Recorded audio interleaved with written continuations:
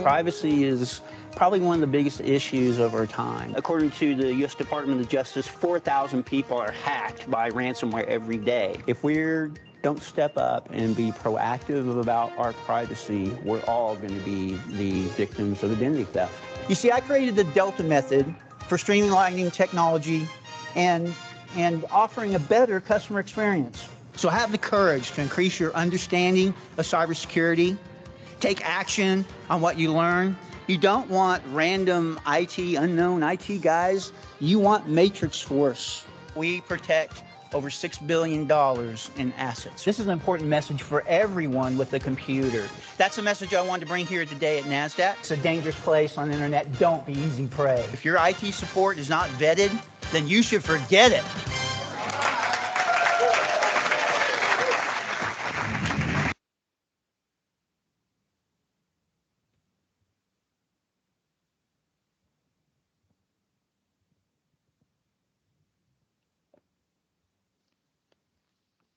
All right, everyone, good morning. Hey, I'm Kevin Freem, and this is another monthly webcast to help you avoid loss and improve your business with cybersecurity. We're at war, and the one thing I'm going and getting a lot of questions from clients and going on TV and doing this same segment is 4 steps Americans must take against Russian cyber attacks. This is the common email, and I've even gotten letters in the mail, and I have one right here in my hand. Kevin, I'm concerned about the state of our country and how fast things are changing and the threats we could see from Russia and China. Our email is with Microsoft, and our licenses for Office 365 authenticates via Microsoft. I believe Microsoft will be one of the targets to be hit by cyber attacks. What do we do if Microsoft is down for 1 week, 2 weeks, 3 days even? Word, Excel, Outlook, email.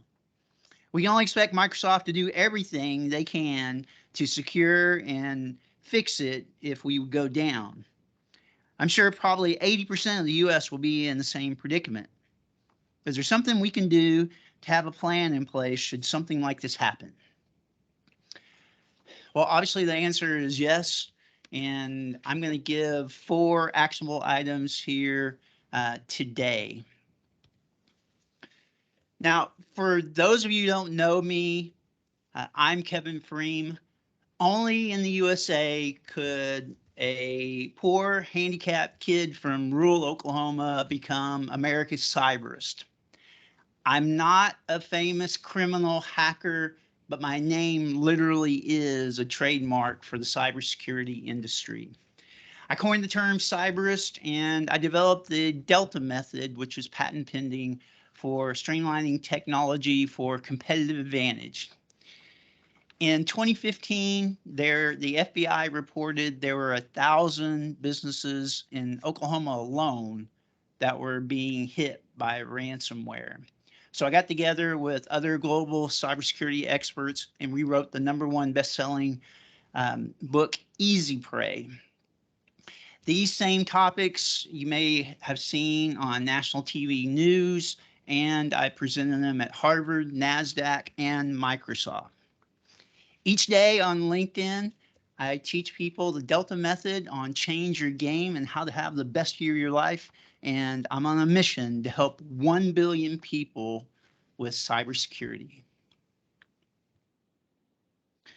So 4 steps you must take.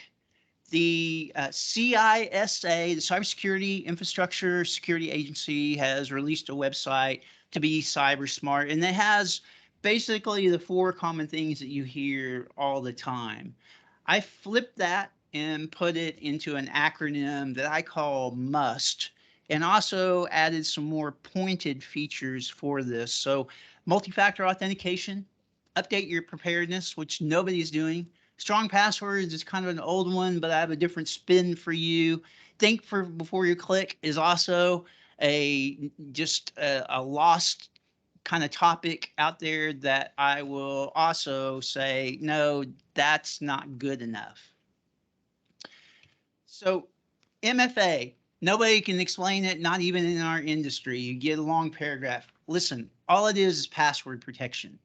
It's something you know, hopefully your password, and something you have, which is usually your smartphone, but more and more it's your face or your fingerprint. It simply proves who you are.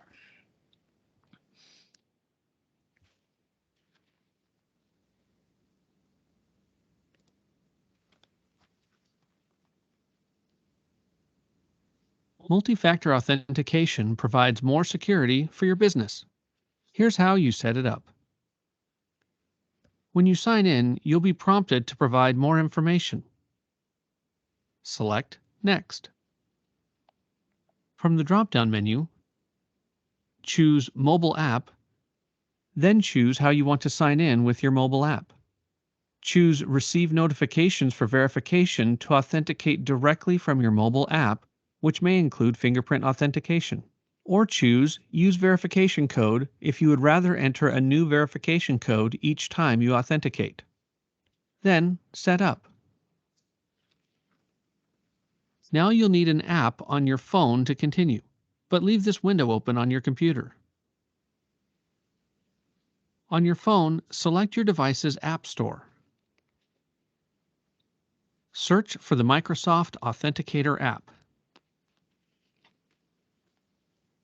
Select it, install it, then open it. Complete the wizard and select the plus sign to add your account. Choose Work or School Account, accept the required app permissions, then scan the QR code on your computer. Once the account has been added, select Got It, and then return to your computer. Select Next, then Next again, and return to your phone. Make a note of the code. On the computer, enter the code, then select Verify. Enter a backup phone number like your office number. Select Next, then Done. The next time you sign in, you'll be prompted to log in using your device.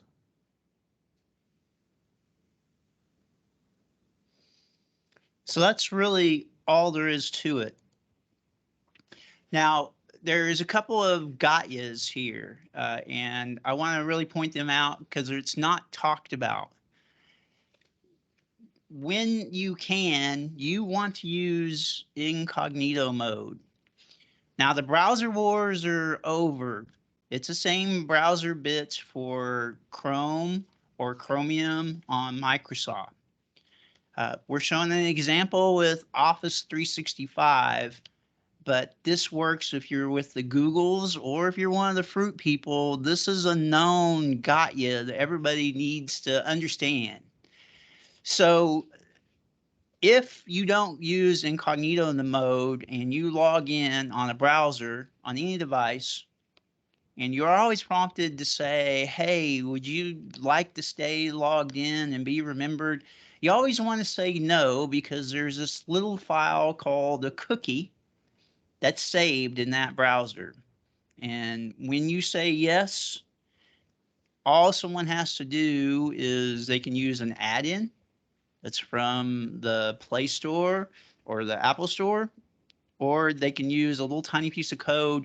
And once they have those cookies, they can log in without your MFA being triggered. So if you can, you always want to do incognito mode. Even if you don't use incognito mode, always say no, because you don't want those cookies to be out there for a long time. And this is just one way that MFA can be bypassed. Now, charlatans in our industry often foolishly say, if you had MFA, you'd have no concerns at all. I just showed if you're careless, you can easily be hacked. It doesn't improve your decision making.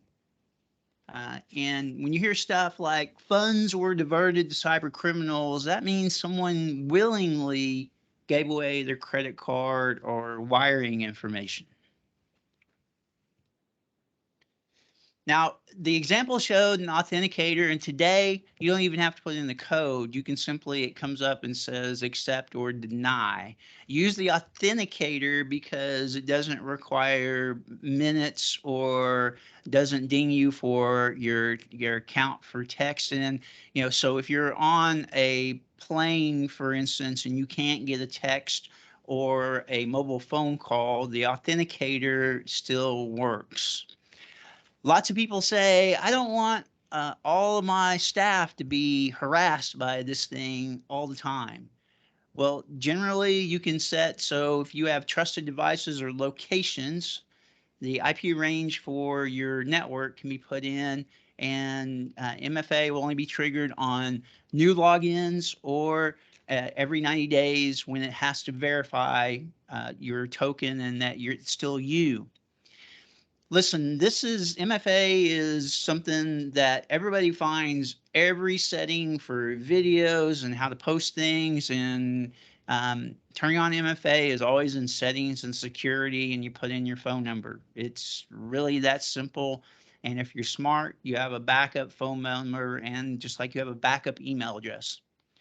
Now, a real common thing is for people to leave a device logged in. They'll leave their computer logged in at home, and then they'll go to work or somewhere else and suddenly get phone calls or get prompted on their authenticator over and over and over. That is an indication that you could be getting hacked, but most often is you've simply left a computer logged in with that application, and it's coming and reminding you. And it's also a good reminder of that's something you definitely shouldn't do.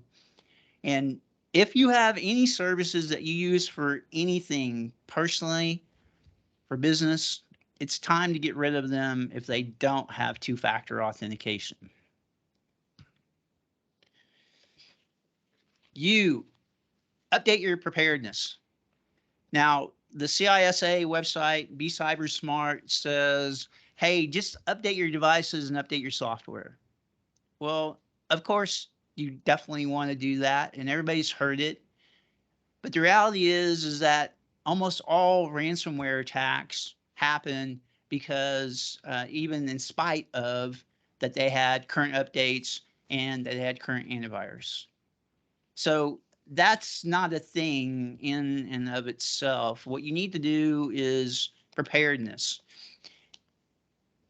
The news is always a roving and moving cycle, from the pandemic to war to, hey, here's this latest cybersecurity thing. And we're constantly on this never-ending hamster wheel. The only way to get ahead of this is to start putting some precautions in place and understanding where we are.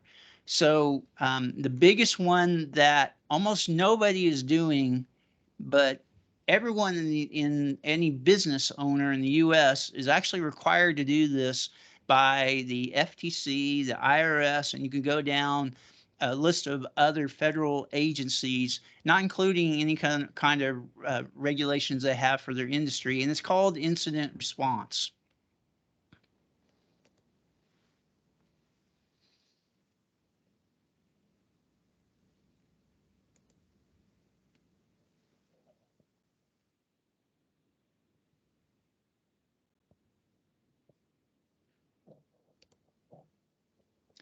So we have an example at Matrix Force, and really anybody in the industry, but any organization should have a page like this. Typically, your incident response page should be off like your about page, or if you have it as part of your privacy policy, would be a good thing. But it should have already be out there, and because that's the first thing. If something happens, you need to have notice. You need to have notice on your website. So why not get ahead and do incident response beforehand. In our example, we list that, hey, uh, we are in the industry. We get national news, government agencies, every vendor that you can think of, all let us know if something's happened ahead of time. So we generally know ahead of time. Um, we give an example of what an incident response should look like for a one-sheeter. We have an example of what the operations are that we go through. In our industry, we may not have some of these products, but people always want to know. You have to be transparent today.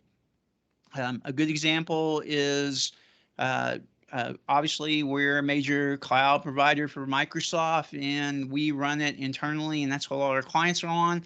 But when on-premise Exchange had all the big exploits, we did an incident response.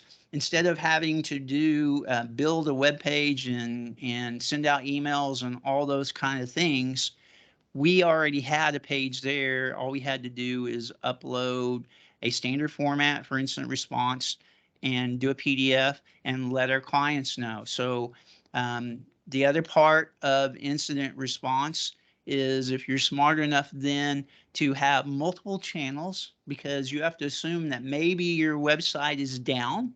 So in our case here, you can see that we have this also the same posting on our blog, which is a separate platform. We run it as a magazine, Matrix Source Pulse. So it's a separate platform from our website altogether. And then you should also have an incident response page on your your social media. So our biggest social media channel is LinkedIn, and we have the same thing here. And it's an example for everybody, and this costs you nothing, zero, even if you don't have a complete plan in place of how you handle a disaster or how you handle an incident response, you can at least have this page out here, because the first part is having the communication and you can already have it done. And it takes seconds then simply to upload a PDF.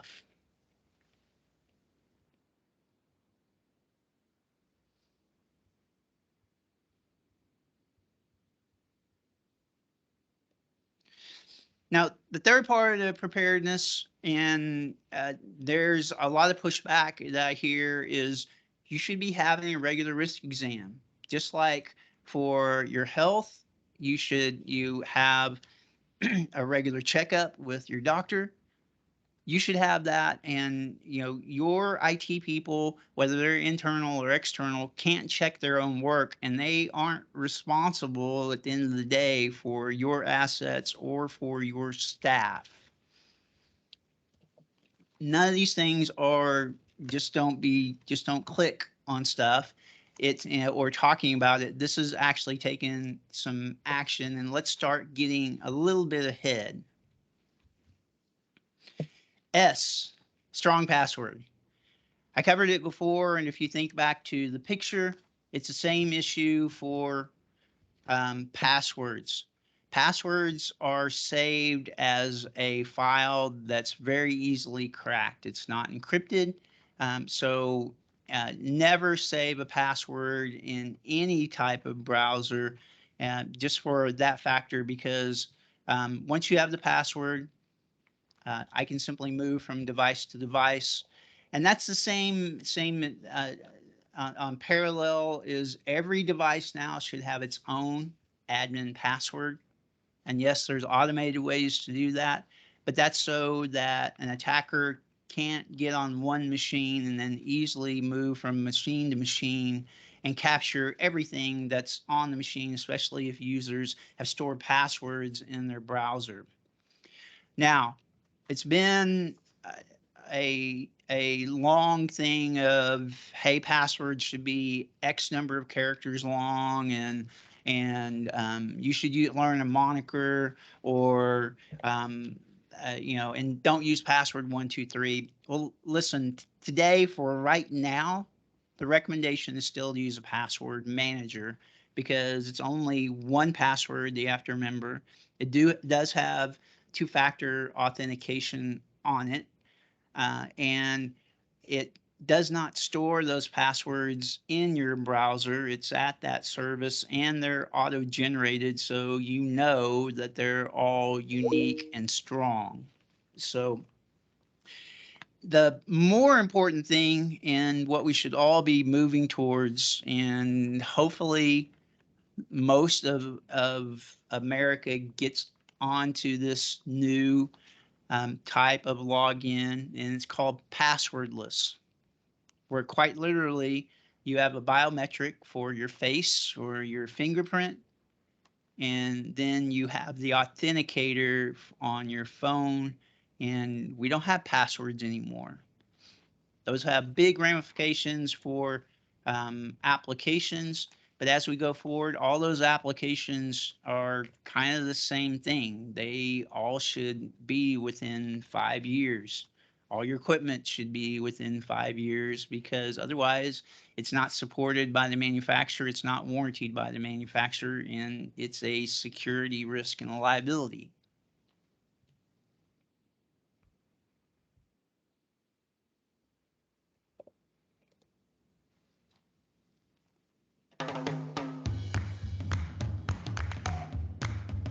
Let's face it, passwords are a pain. You have way too many to remember. They can be too complex to get right, and resetting is a hassle. Or if you can remember them, it's even easier for somebody else to guess them. Just ask a hacker. Seriously, there are 579 password attacks every second. That's 40 times more than a hummingbird flaps its wings every second. So Microsoft is helping you ditch those passwords on your Microsoft account while keeping you more secure. With Microsoft, secure login is as easy as a look or tap on your phone. That's it. You're in. No more passwords. And with the Authenticator app, the switch is as easy as 1, 2, 3. Let us show you. Start by going to the security settings from your Microsoft account home screen. Under Passwordless Account, choose Turn On. That's click number 1. Once you click Turn On, this dialog will appear. Just choose Next. That's click number 2. Now just approve the notification sent from the Microsoft Authenticator app. And that's click number 3. You're all set. And next time, one click in the Authenticator app is all you need to log in. Go passwordless today.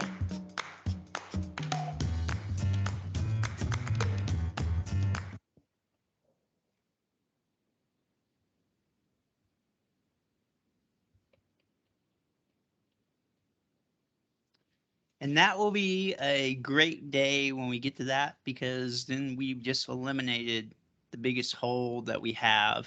And we've taken human error, which is 97% of most data breaches, out of a big portion of what could happen. Now, finally, T in must. Think before you click. I don't think that's a very good advice. Obviously, that's what you should do, but it really should be test, tweak, and train daily, worst case weekly.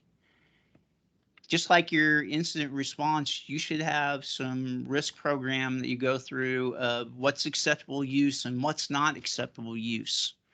There should be situations that are covered daily of how do you handle this and what's our standard response. And everybody should be trained, not just watch an Amazon video for 2 minutes and have a certificate once a year. They should have a regular update each week and be tracked. So the current nomenclature in the cybersecurity industry and also for personnel or human resources is for everybody to have an employee secure score. So think of it just like your FICO score for credit, for getting a loan for a car or a house, or showing how creditworthy that you actually pay your bills. This score is by individual and overall for an organization of do you know the current scams? Do you fall for the current phishing things? Who are your weak links and who isn't, and what do you need to focus on most?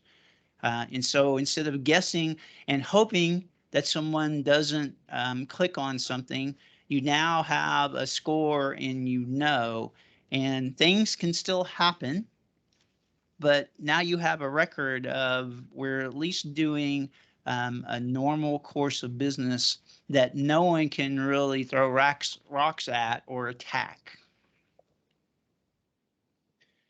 So, must, MFA, you need to have it on everything. One of the biggest ones I would say is your domain registrar account. If you take nothing away from this presentation, if I wanted to destroy the world, it wouldn't be by war or contagion from pandemic or climate change. There are about a dozen or so registrars that register domain names for websites and email. If those registrars were all hacked and you don't have MFA on your account, that means that they can take over your website and email. Imagine if all the major websites and all the major email was down and couldn't be recovered. What would happen to the world? That's how important MFA is. So use MFA to save the planet. If you haven't done anything else too, write down, publish an incident response. Doesn't cost anything. We provided an example. There's also many, many other examples on the web. Get down to one password. You can't remember them all. I have one of the best memories compared to most folks I run across. I can't remember all of them, even if I use some kind of mnemonic, and they're all different. And finally, you need to test, tweak, and train. This is probably the part that most people aren't prepared for and have no way to answer. But look, there's more. And all of this, it comes down to only your people can really prevent a cyber attack, but the cybersecurity tools are getting better and better. But these are basic business actions that all business owners need to take and understand. And if you're in leadership for a large organization, this is a big part of it too.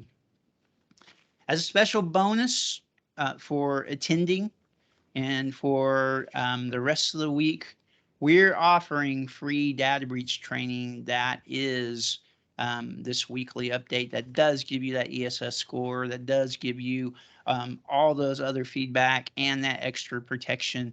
There's no sales or marketing. It's the latest scam, and so people are up to date, and you know if they're getting it or not.